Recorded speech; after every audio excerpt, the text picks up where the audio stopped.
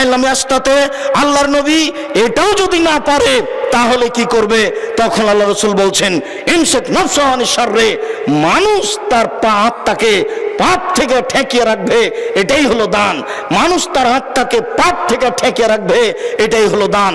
আবু যর গফারি রাদিয়াল্লাহু তাআলা আনহু বলেন, রাসূল সাল্লাল্লাহু আলাইহি ওয়াসাল্লাম বলেছেন, পৃথিবীর মানুষ মনে রাখো, ইন্না বিকুল্লি তাসবিহাতিন সাদাকা, নিশ্চয় সুবহানাল্লাহ বললে দানের নেকি হয়, অবে কুল্লে তাহমিদাতিন সাদাকা, আলহামদুলিল্লাহ বললে দানের নেকি হয়, ওয়াকুল্লে তাহলিলাতিন সাদাকা, লা ইলাহা ইল্লাল্লাহ বললে দানের নেকি হয়, ওয়ামরিন বিল মারুফে ওয়ামরিন বিল মারুফ, ভালো কাজের আদেশ করলে সাদকার নেকি হয়, ও নাহিয়ানিল মুনকারে, মন্দ কাজের নিষেধ করলে সাদকার নেকি হয়। এইভাবে বলতে বলতে আল্লাহ রাসূল বলছেন, অফি বুজিয়া আহাদুকুম সাদকা, তোমাদের স্ত্রী মিলনও দানের নেকি হয়। এই পর্যন্ত বলতেই সাহাবীগণ বলে বসলেন, আল্লাহর নবী এটা কেমন কথা হলো? ইয়াতির রাজুলু শাহওয়াতাহু ওয়ালাহু ফিহা আজর, মানুষ তার স্ত্রীর কাছে যাবে আর এইটাতে নেকি হবে, এটা কেমন কথা হলো? তখন আল্লাহ রাসূল বলছেন, তোমাদের মতামত কি? এই কাজটা যদি হারাম উপায়ে হতো তাহলে পাপ হতো কিনা? সাহাবীগণ বললেন, তা তো সহজ কথা, হারাম উপায়ে হলে তো পাপ হবেই। তখন রাসূল সাল্লাল্লাহু আলাইহি ওয়াসাল্লাম বললেন, যা হারাম উপায়ে হলে পাপ হয় তা হালাল উপায়ে হলে নেকি হবে। বুখারী মুসলিম। সম্মানিত দিনী ভাই বোন, আমি আপনাদেরকে দান করার জন্য অনুরোধ জানিয়ে বলতে যাচ্ছি, আবু হুরায়রা রাদিয়াল্লাহু তাআলা আনহু বলেন, রাসূল সাল্লাল্লাহু আলাইহি সাল্লাম বলেছেন, মা মিন ইয়ামিন ইসবুহুল ইবাদু ফিহি, প্রত্যেক দিন সকালে যেখানে আদম সন্তান সকাল করে, প্রত্যেক দিন সকালে আকাশ থেকে দুইজন ফেরেশতা নেমে আসেন। প্রত্যেক দিন সকালে আকাশ থেকে দুইজন ফেরেশতা নেমে আসেন। একুল আহাদুহুমা, দুইজনের একজন বলেন, আল্লাহুম্মা আতে লিকুল্লি মুনফিকিন খালাফা, আল্লাহ যে যতটুকু দান করলো তুমি তার ততটুকু পূর্ণ করে দাও। আল্লাহ যে যতটুকু দান করলো তুমি তার ততটুকু পূর্ণ করে দাও। ওয়াকুল আখার, অপরজন বলেন, আল্লাহুম্মা আতে লিকুল্লি মুমসিকিন তালাফা, যে যতটুকু দান করলো না তুমি তার ততটুকু ক্ষতি করে দাও। যে যতটুকু দান করলো না তুমি তার ততটুকু ক্ষতি করে দাও। রাসূল সাল্লাল্লাহু আলাইহি সাল্লাম বলেন, আদম সন্তান বলে আমার সম্পদ, আমার সম্পদ। তার সম্পদ মূলত তিন ভাগে বিভক্ত। যেটা খেলো সেটা নষ্ট হলো, পায়খানা, যেটা পড়লো সেটা পুরাতন হলো, ও মাতা ফাক্তানা, যেটা দান করলো সেটা জমা হয়ে গেল। সম্মানিত দিনী ভাই বোন, আজকের আলোচনার শেষ হাদিসটি বলার পূর্বে আপনাকে আবারও জোরালোভাবে বলে রাখছি যে কাল থেকে এসে এখন পর্যন্ত বা আগামীকাল সকাল পর্যন্ত যারা আসবেন তারা যে পয়সাপাতি নিয়ে এসেছেন, দেধারসে রাস্তাঘাটে খরচ করছেন, বলেন সেইটার ফল কি? ভুল বুঝিয়েন না। জাতিকে সঠিক পথ দেখানোর জন্য অনেক পয়সা খরচ করে জীবন বাজি রেখে উপস্থিত করার চেষ্টা করি। জাতির বিবেকের উপরে কোনো দল মাযহাবের কথা পেশ করতে চায় না, শুধুমাত্র কোরআন এবং সহিহ হাদিসের কথা পেশ করতে চাই, আকীদা আদর্শ সংশোধন করে পরকালমুখী করতে চাই। এই লক্ষ্যেই আপনাদেরকে বাংলাদেশের বিভিন্ন জেলা থেকে উপস্থিত হওয়ার জন্য অনুরোধ জানানো হয়েছে।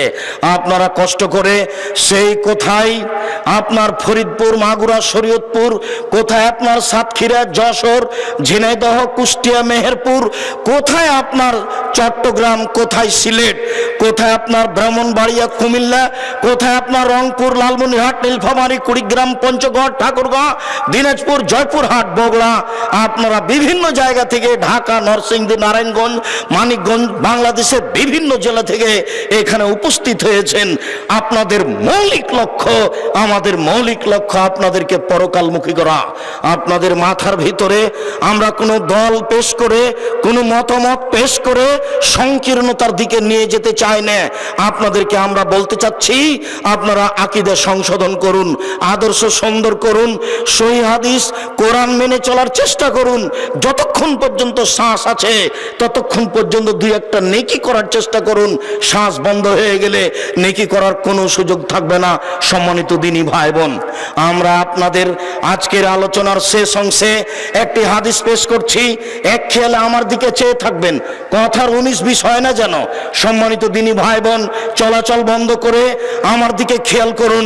বুখারী মুসলিমের একটি হাদিস আপনার সামনে পেশ করি। আবু হুরায়রা রাদিয়াল্লাহু তাআলা আনহু বলেন, ইন্না রাজুলান আতান নবী সাল্লাল্লাহু আলাইহি সাল্লাম, একজন লোক রাসূলের কাছে আসলো।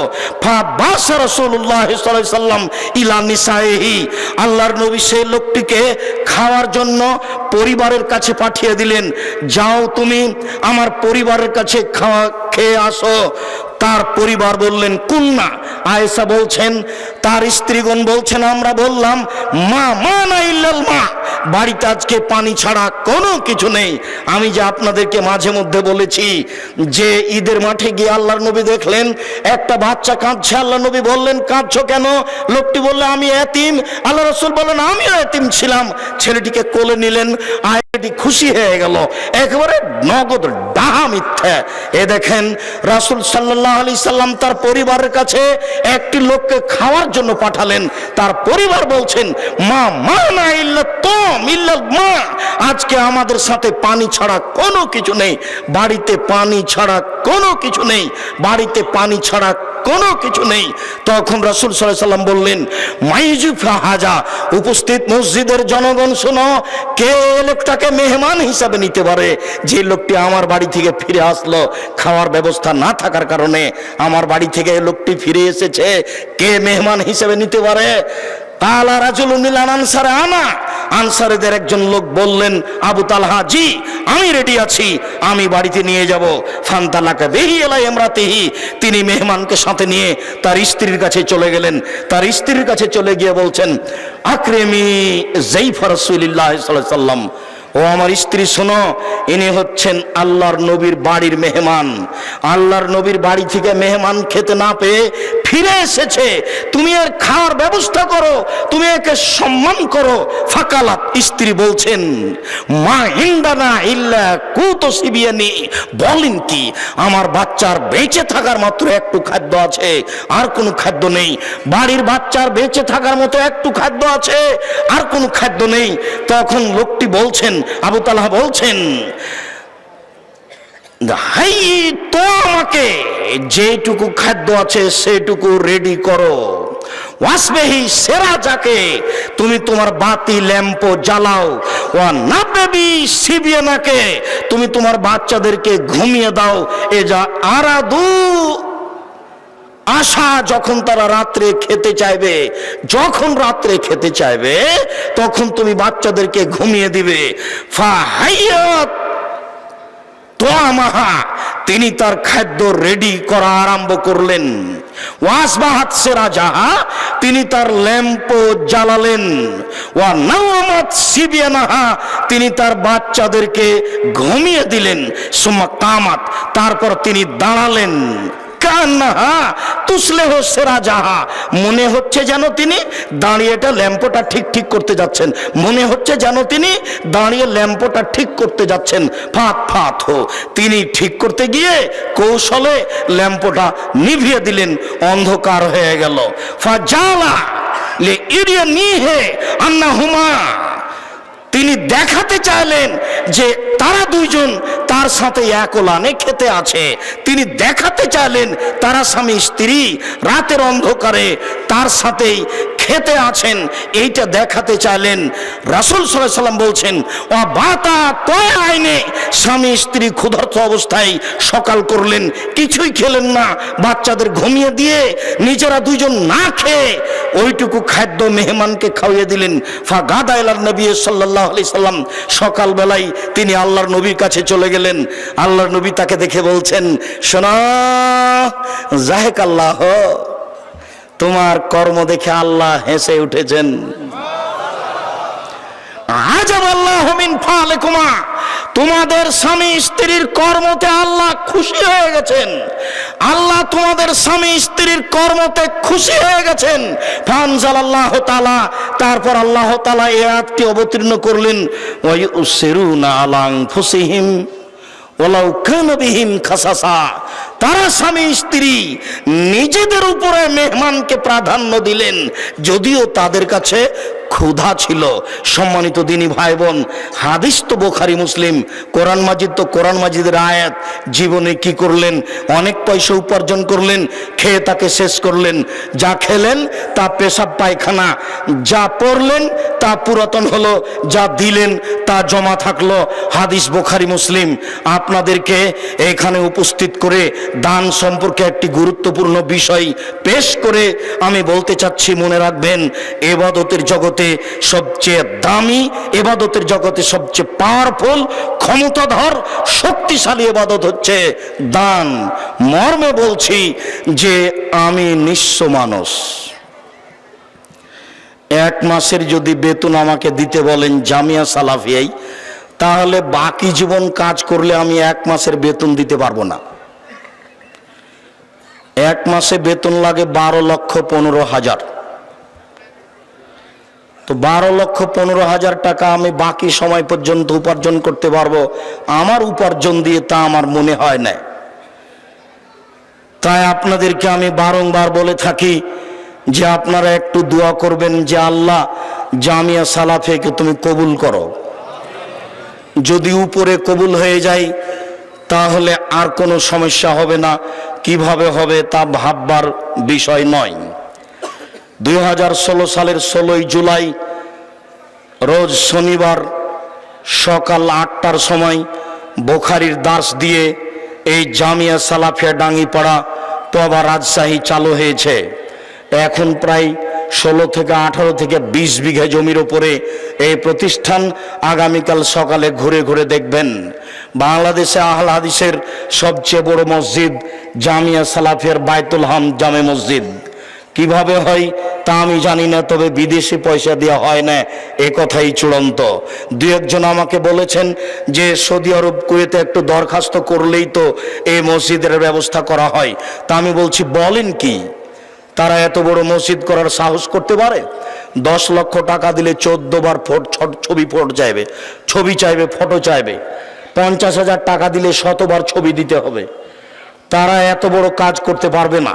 এই দেশের জনগণ এই মসজিদ তৈরি করবে ইনশাল্লাহ, তোমরা দেখে নেবে। আমি তাকে বললাম, যার ফল আপনারা দেখতে পাচ্ছেন বাইতুল হাম জামে মসজিদ। সম্মানিত দিনী ভাই বোন, এখানে 1400 ছেলে মেয়ে পড়াশোনা করে, এখন তারা এই জামিয়ায় অবস্থান করছেন। এখানে 36 জন 37 জন শিক্ষক আছেন, 19 জন শিক্ষিকা আছেন, 24 জন কর্মচারী আছে। অনুরূপী রূপগঞ্জ, নারায়ণগঞ্জ, ঢাকায় আছে, তবে এখানকার তুলনায় সেখানে কম আছে। সম্মানিত দিনী ভাই বোন, আপনাদেরকে একবার উপস্থিত করে আমরা আমাদের আবেগটি, আমাদের পরিকল্পনাটি আপনাদের সামনে পেশ করতে চাই। আমাদের এই সম্মেলনে খরচ হয় সাধারণত গত বছরের হিসাবে 12,40,000 টাকা খরচ হয়েছে। সব আপনাদের এই জামিয়া সালাফিয়া প্রতিষ্ঠান খরচ করে। যদি সবই প্রতিষ্ঠানকে খরচ করতে হয় তাহলে প্রতিষ্ঠান ক্ষতিগ্রস্ত হবে। মর্মে আমি আপনাদেরকে আন্তরিকভাবে অনুরোধ জানাই, সম্মানিত দিনী ভাই বোন, আপনারা যারা অর্থ সম্পদ জামিয়াকে অন্তর থেকে ভালোবাসেন, বেশি দান করতে যাচ্ছেন, নেবরাস অফিসের পিছনেই আপনারা অফিসে গিয়ে দান করেন, রসিদ নেবেন। ঢুকতে দেখবেন হাতের বামে মনে হয় তারা অপেক্ষা করছে, সেখানে আপনারা দান করবেন। আমি আপনাদেরকে বৈঠকি দান করার অনুরোধ রেখে ছেলেরা আপনাদের কাছে যাচ্ছে, কোনো দিনী ভাই, কোনো দিনী বোন এই বৈঠকি দান থেকে বিরত থাকবেন না। সকল দিনী ভাই বোনকে আমি আন্তরিকভাবে দান করার জন্য অনুরোধ জানাচ্ছি। আমি আমার পক্ষ থেকে অল্প কিছু আপনাদের বৈঠকি দানে দিলাম। যারা এখানে উপস্থিত আছেন মঞ্চে, তারাও এ দানে অংশগ্রহণ করবেন। সকল দিনী ভাই বোনকে দান করার আন্তরিকভাবে অনুরোধ জানিয়ে কেউ বঞ্চিত হবেন না। ওই হাদিসটাকে মানতে গিয়ে যে যতটুকু দিল সে ততটুকু পাবে, যে যতটুকু দিল না সে ততটুকু ক্ষতিগ্রস্ত হবে। যা খাবেন তা নষ্ট হবে, যা দিবেন তা জমা থাকবে। যেইটুকু না খেলে চলবে না সেইটুকু শুক্রবার সকাল পর্যন্ত রাখবেন, বাকি জামিয়া সালাফিয়ার খাতে দিয়ে যাবেন, আপনার জন্য ভালো হবে। সম্মানিত দিনী ভাই বোন, আগামীকাল সকাল 9টা থেকে নিয়ে 12টা পর্যন্ত এখানে ছেলেদের প্রাইজ দেওয়া হবে এবং মাসিকাল ইতেশাম পত্রিকা নিয়ে আর জামিয়া সালাফিয়ার আপনার দাওয়াতি প্রোগ্রাম নিয়ে এখানে আলোচনা হবে। জামিয়া সালাফিয়ার দাওয়াত কিভাবে হবে, দাওয়াতি প্রোগ্রামের আলোচনা হবে আর মাসিকাল ইতেশামের আলোচনা হবে। সাথে সাথে আপনাদের বাচ্চাদের বাৎসরিক অনুষ্ঠানের বাৎসরিক ফলাফল পেশ করা হবে। সম্মানিত দিনী ভাই বোন, আর আগামীকাল তো আমাদের ধারাবাহিকভাবে আলোচনা আছেই। আজকে এই বিশাল জনসভায় আমি আন্তরিকভাবে আল্লাহকে বলছি, আল্লাহ তুমি এত মানুষ দেশের বিভিন্ন প্রান্ত থেকে উপস্থিত করেছ, তুমি তাদের অন্তরকে খুলে দাও, সবাই যেন মুক্ত হস্তে দান করতে পারে। আমি আমাদের পক্ষ থেকে সকল দিনী ভাই বোনের জন্য আন্তরিকভাবে দোয়া করছি, আল্লাহ তুমি তাদের অর্থ সম্পদ বেশি করে দাও। আল্লাহুম্মা সাল্লি আলাইহি আল্লাহুম্মা বারিক আলাইহি। আপনারা স্ব স্থানে অবস্থান করবেন। আর একটা কাজ কোনো সময় ভুলবেন না, মাসিক আল ইতেশাম পত্রিকা, অন্যান্য বই পুস্তক নেবেন, সাথে সাথে মাসিক আল ইতেশাম পত্রিকাকে স্মরণ করবেন। বুখারীর ব্যাখ্যা আব্দুল্লাহর লিখা মিন্নাতুল বারি, এই বইটিকেও স্মরণ করবেন। আমি আপনাদের সকল দিনী ভাই বোনকে মাসিক আল ইতেশামের এজেন্ট হওয়ার অনুরোধ রেখে, মাসিক আল ইতেশাম সংগ্রহ করার অনুরোধ রেখে সকল দিনী ভাই বোনকে যতটুকু সম্ভব, কেউ বঞ্চিত হবেন না, সকলকে দান করার অনুরোধ রেখে যারা আমার দিনী বোন আছেন, আমাদের মেয়েরা আছে, আপনাদের কাছে উপস্থিত হবে। সকল দিনী ভাই বোনকে আমরা আন্তরিকভাবে দান করার জন্য অনুরোধ জানাচ্ছি। আল্লাহ, এই রাতে তোমার দরবারে আমরা বলছি, যারা জামিয়া সালাফিয়া দান করে তুমি তাদের অর্থ সম্পদে বরকত দান করো, তুমি তাদের রুজি রোজগারে বরকত দান করো। যারা এই বাইতুল হাম জামে মসজিদে দান করে তুমি তাদেরকে নিরাপদে রাখো, তুমি তাদেরকে হেফাজত করো, তুমি তাদের যারা চলে গেছে আত্মীয় স্বজন কবরে, তুমি তাদের কবরের শাস্তিকে মাফ করে দাও। তুমি যেভাবে তোমার নবী যেভাবে বলেছেন দান করলে কবরের শাস্তি বন্ধ হয়ে যায়, এইটা তুমি বাস্তবায়ন করো, তুমি সর্বশক্তিমান।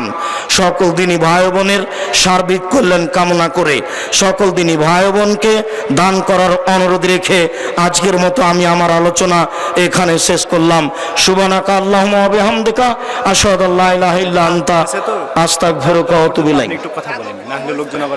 যখন মানুষ তার হাতে দান করতেন তখন বলতেন আল্লাহুম্মা সাল্লি আলাইহি আল্লাহুম্মা বারিক আলাইহি। আল্লাহ তুমি তার অর্থ সম্পদে বরকত দান করো, আল্লাহ তুমি তার অর্থ সম্পদকে বেশি করে দাও।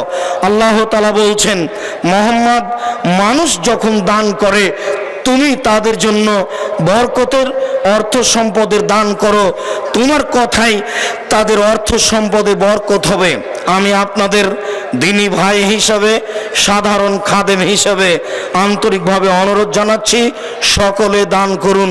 আমরা খাকসার সাধারণ মানুষ, আল্লাহর দরবারে পেশ করি, আল্লাহ যে যতটুকু দান করছে তুমি তার ততটুকু পূর্ণ করে দাও। আল্লাহ তাদের আত্মীয় স্বজন যারা কবরে চলে গেছে তুমি তাদের কবরের শাস্তিকে মাফ করে দাও, তুমি তাদের অর্থ সম্পদে বরকত দান করো, তুমি তাদের রুজি রোজগারে বরকত দান করো। পৃথিবীর বিভিন্ন প্রান্তে আমার মুসলিম ভাই বোন যারা এই সম্মেলন অবলোকন করছেন তাদেরকে অনুরোধ জানাচ্ছি, আপনারা পৃথিবীর বিভিন্ন প্রান্ত থেকে এই জামিয়া সালাফিয়ায় দান পাঠাবেন। আপনাদের দান পাঠানোর জন্য আমরা ইসলামী ব্যাংক ব্যবহার করতে বলেছি, MSND 82 ইসলামী ব্যাংক ব্যবহার করতে পারেন, MSND 82।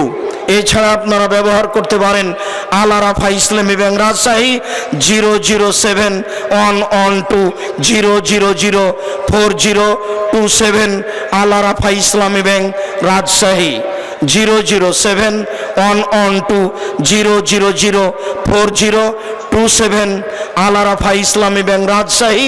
আব্দুর রাজ্জাক এছাড়া আপনারা জামিয়া সালাফিয়ার বিকাশ এজেন্ট ব্যবহার করতে পারেন 01793 বিকাশ এজেন্ট জামিয়া সালাফিয়া 01793 আপনাদেরকে আমরা ইসলামী ব্যাংক ব্যবহার করার জন্য বলছি। আপনারা ইসলামী ব্যাংক ব্যবহার করুন MSND 8282 MSND 8282। এছাড়া আপনারা আল আরাফা ইসলামী ব্যাংক ব্যবহার করুন 0071120004027 আল আরাফা ইসলামী ব্যাংক রাজশাহী আব্দুর রাজ্জাক। এছাড়া বিকাশ এজেন্ট নাম্বার ব্যবহার করুন 01793638180। সকল দিনই ভাই বোনের জন্য আমরা আন্তরিকভাবে দোয়া করি, আল্লাহ তুমি তাদের অর্থ সম্পদে বরকত দান করো, তুমি তাদের আহাল পরিবারকে হেফাজতে রাখো। যারা আমাদের কাছে দুয়ার দাবি দরখাস্ত রেখেছে আমরা আন্তরিকভাবে তাদের জন্য দোয়া করি, তুমি তাদের আহাল পরিবারকে নিরাপদে রাখো, রোগমুক্ত রাখো, তুমি তাদের অর্থ সম্পদ বেশি করে দাও। তাদের আত্মীয় স্বজন যারা মারা গেছে তুমি তাদের কবরের শাস্তি মাফ করো। পৃথিবীর সকল মুসলিম ভাই বোনকে তুমি ক্ষমা করো। তোমার দরবারে জোরালো দাবি রেখে আমার পক্ষ থেকে আপাতত আজকের মতো এখানেই শেষ করছি কথা। সুবহানাকা আল্লাহুম্মা ওয়া বিহামদিকা আশহাদু আল্লা ইলাহা ইল্লা আনতা আস্তাগফিরুকা ওয়া আতুবু ইলাইক। আসসালামু আলাইকুম ওয়া রাহমাতুল্লাহ। ছেলেরা শেষ না হওয়া পর্যন্ত তোমরা তোমাদের কাজ